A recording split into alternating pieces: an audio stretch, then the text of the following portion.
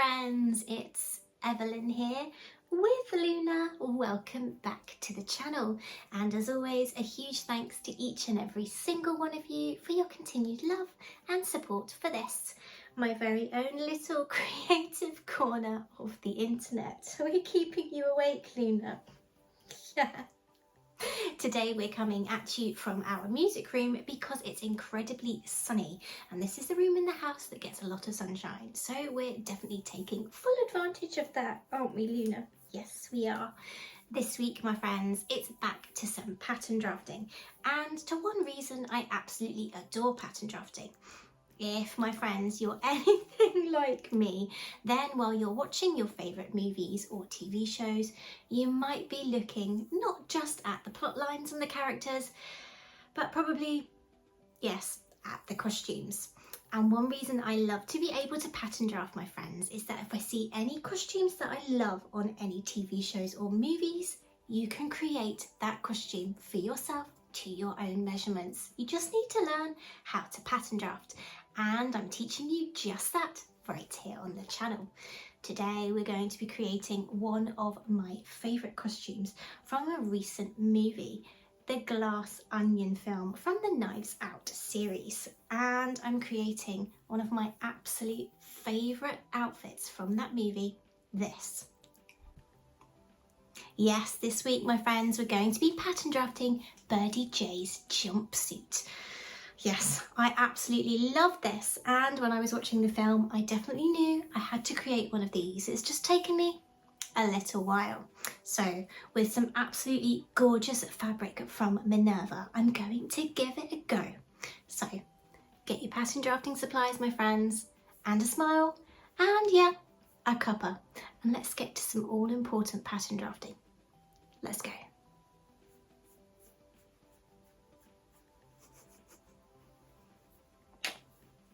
Okay. Pattern drafting and then a walk.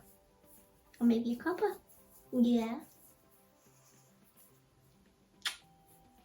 Hello. Hi, baby. Hello. Hello. Oh, an itch. An itch there. Sorry, got it. Oh, yeah, there you go.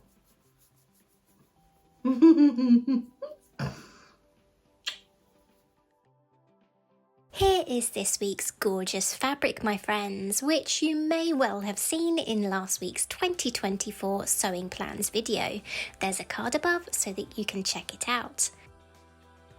This fabric is from my wonderful friends at Minerva and is a stunning floral print cotton sateen by designer John Caldor.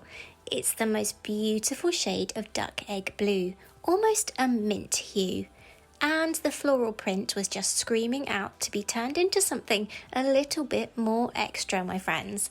So this jumpsuit was just the perfect project. And as usual, friends, there's a link to that fabric in the description box.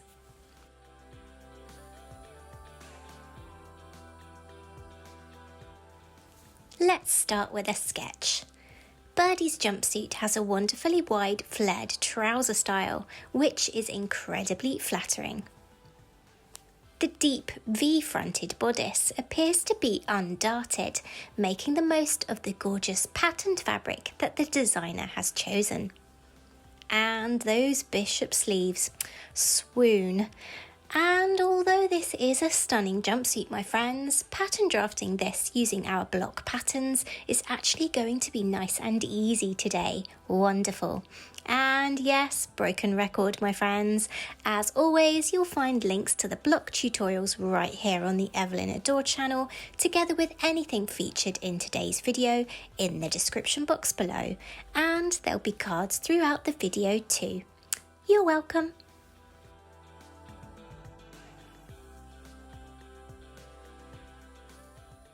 Fabric and sketch all sorted, let's get to that drafting. Grab your pattern drafting supplies, friends. Here I've got some cheap brown packing paper, which is a nice, cheap and easy to find alternative to more pricey sewing papers. Some drawing implements, I tend to use pencil to start with so that you can erase anything that you might need to, but then I outline and label finished patterns with a Sharpie. And finally, a ruler and tape measure. To begin, let's start with the bodice. Grab your bodice block, and if you're yet to create your own to your own measurements, hit the card above to do just that. And as usual, I have some little versions to show you how to draft this jumpsuit. To stay true to the original design and to make the most of the gorgeous floral pattern on my fabric, I'm going to remove the darts from the block. So to begin, I'm marking in the apex points on both bodice pieces, which will help me later when I'm placing style lines.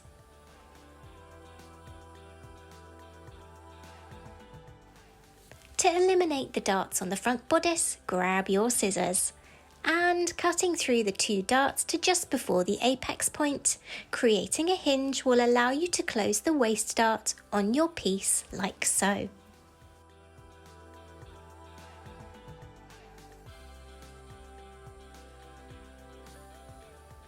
On to that back piece. Since this piece only has 1 dart at the waist, we don't have a second dart to use to create a hinge to pivot the fullness closed. Instead, there are a few options. You can cut a line from the shoulder line to create a hinge like so.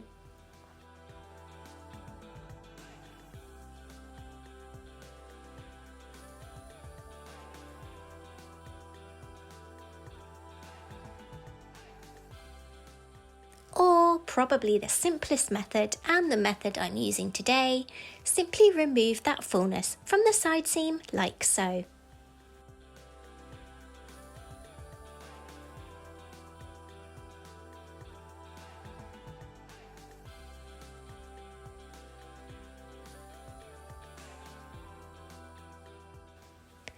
To close the front bust dart, we're going to use that first method too, cutting to just before the apex from mid-shoulder to enable us to close the fullness.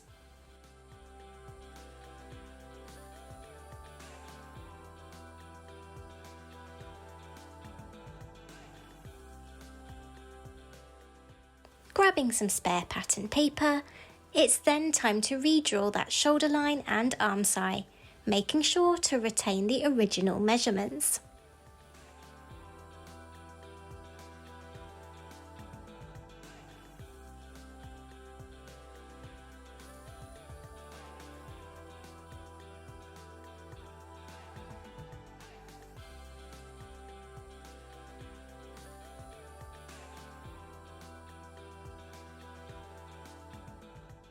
So now that we have that dartless bodice, it's time for the style lines. And to start, I'm coming in from the neckline edge by between 1.5 and 2 inches to create a wider neckline, making a mark on both pieces, lining them both up along the shoulder line to ensure that they match.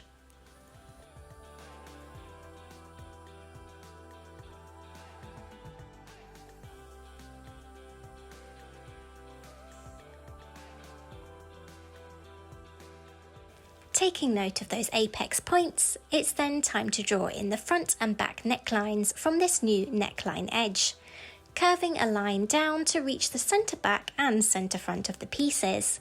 And you can choose as high or low a neckline as you like, my friends. And that's the beauty of pattern drafting. You can create exactly the design or style that you want. A French curve ruler can come in handy with curves like this, but I often tend to freehand.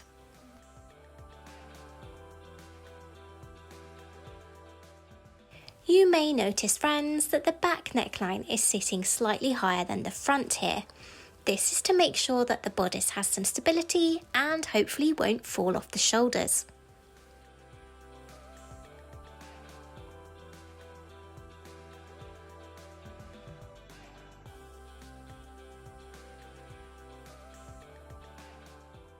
For the sleeve, I'm grabbing my trusty bishop sleeve pattern that I drafted right here on the Evelyn Adore channel for my 1940s lounging pyjamas, one of my all-time favourite self-drafted me-made creations.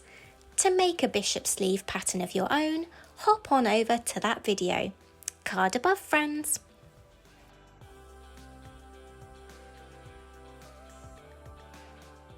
For the cuffs on these sleeves, because this week's cotton sateen has minimal stretch, I'm adding an inch of ease to the length of my cuffs just to make sure that they're comfortable to wear. For the pattern, the width is twice your desired finished width plus seam allowance. The length is your wrist measurement plus that inch of ease, including an amount that is at least your button size to form an overlap, plus those all-important seam allowances.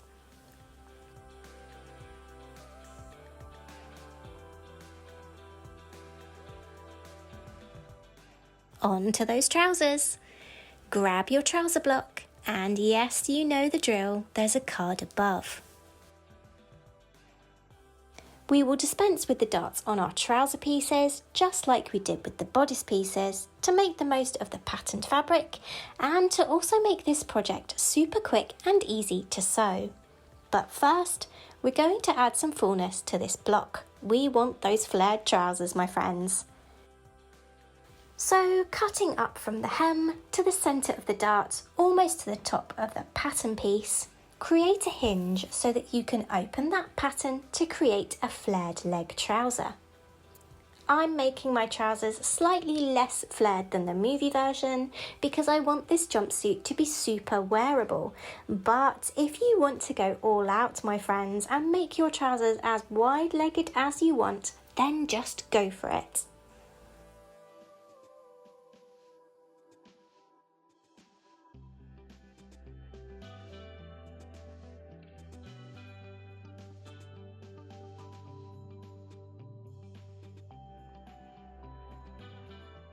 Then it's time to remove the dart fullness from the side seam, just like I did for the back bodice piece earlier, using the exact same process.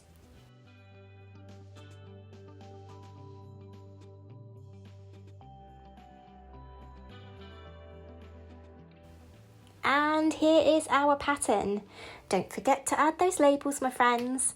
Label your pattern pieces with the garment that they are created for, together with any cutting instructions you need, and a reminder, my friends, that these are without any seam allowance.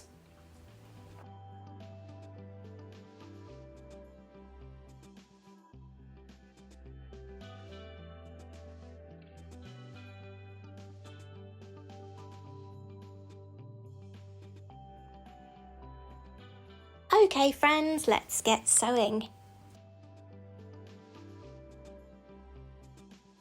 Scissors and super sharp silk pins to hand, first it was cutting out that fabric, being sure to remember to add on those seam allowances. As well as the gorgeous cotton sateen, I also cut the bodice pieces from a basic lining fabric too, this time in a lovely peach colour. Beginning with the bodice of the jumpsuit, pin and sew the centre front seams on lining and outer fabric pieces using a narrow straight stitch.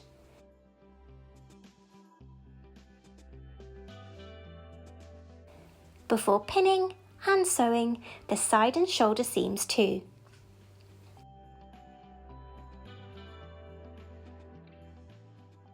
Next, join the lining and outer layers together all along that neckline, placing right sides together and pinning and sewing in place before understitching. Understitching is when you sew on the lining side approximately 1/8 of an inch away from the seam line, catching the seam allowances under the stitching as you do so. This, my friends, helps to create a wonderfully smooth neckline and helps your lining stay to the inside of the garment. All that sewing done, I grabbed Betty to take a quick look at my progress. I was really happy with the shape of the piece, but I did think that neckline might be a little too high. Apart from that, my friends, can you guess what else caught my eye? Yes, some rather unfortunate accidental pattern matching on the centre front of my bodice, And this just goes to show, my friends, sometimes you should follow your own advice. In this instance, take your time. I'm usually a real stickler for detail and would usually make sure that my pattern pieces were nicely placed to make the most of a patterned fabric. And I did do just this for the trouser pieces, but apparently I might have gone a little bit bull in a china shop with the bodice front. But no worries, my friends, because at this stage I wanted to lower that neckline a bit, so it was the perfect opportunity to recut one of those bodice pieces. So grabbing my front bodice pattern piece, I redrew the style line to lower the neckline, which you can see here in orange Sharpie. And I'm happy to say that this neckline, seen here again on Betty, was much closer to the original design. Fabulous.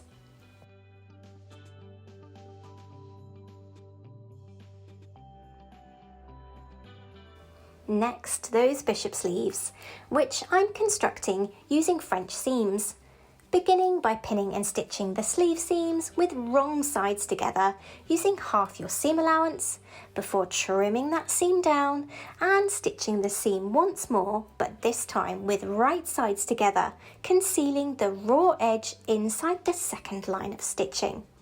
French seams like these are great for a super neat finish inside a garment and are great also for fabrics that might fray. On to those cuffs. Fold it in half lengthways with right sides together. One side of each cuff is simply sewn shut. An overlap is created on the other side by sewing down the side to the seam allowance before pivoting and stitching along the edge, making a space for your buttonhole to be stitched on later.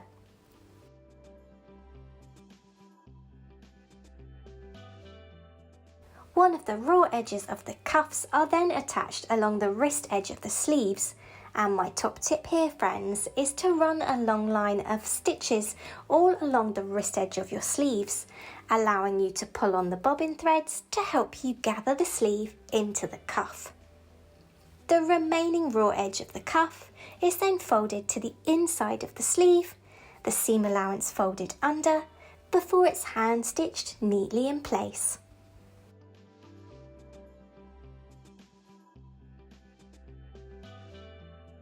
The sleeves are then inserted into the bodice outer fabric, leaving the lining layer loose to neatly hand finish later. Bodice well on its way, it was time to sew the trousers, once more using those French seams on the inside and outside leg seams, and then on the crotch seam up until the point where I want the zip to begin.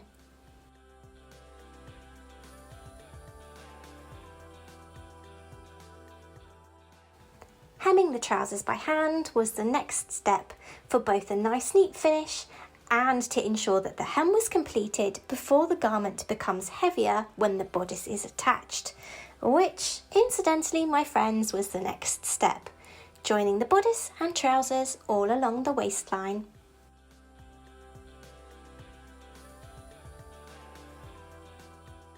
Zip time, and I've chosen to use an invisible zip to make the most of this fabric once more.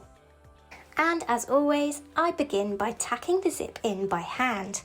I find that this helps me ensure the zip is stable and working before I take it to the machine, inserting this zip into the outer fabric layer only, once more leaving the lining layer free.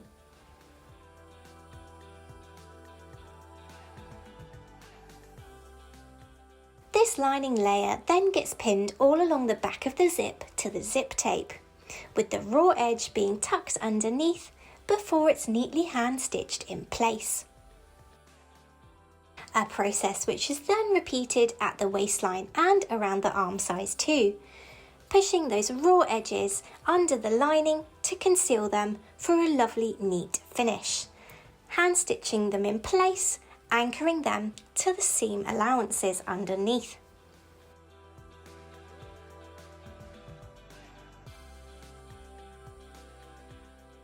all that's left is to choose some buttons from my vintage button stash before getting to sewing those buttons and buttonholes. And I ended up going for these gorgeous deep green ones. It's reveal time!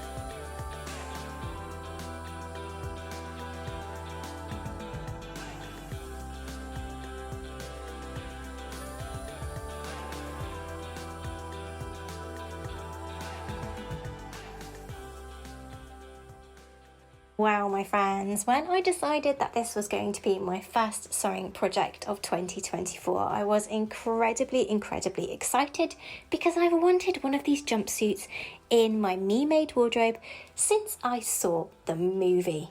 And I'm so glad to say that this has been a complete success. Sometimes with projects, you take a look and you think, this might be a little bit more than I can handle. However, I took a deep breath, had a look at the pictures of the original design, did myself a nice little sketch and realised, hang on a minute, I think I can do this. And guess what? Yes, I was right, I could. Which leads you to one of my ultimate favourite tips, my friends. Never give up. Keep going, keep trying, because, my friends, you can do much more than you realise. But until next week, take care, my wonderful friends. Bye.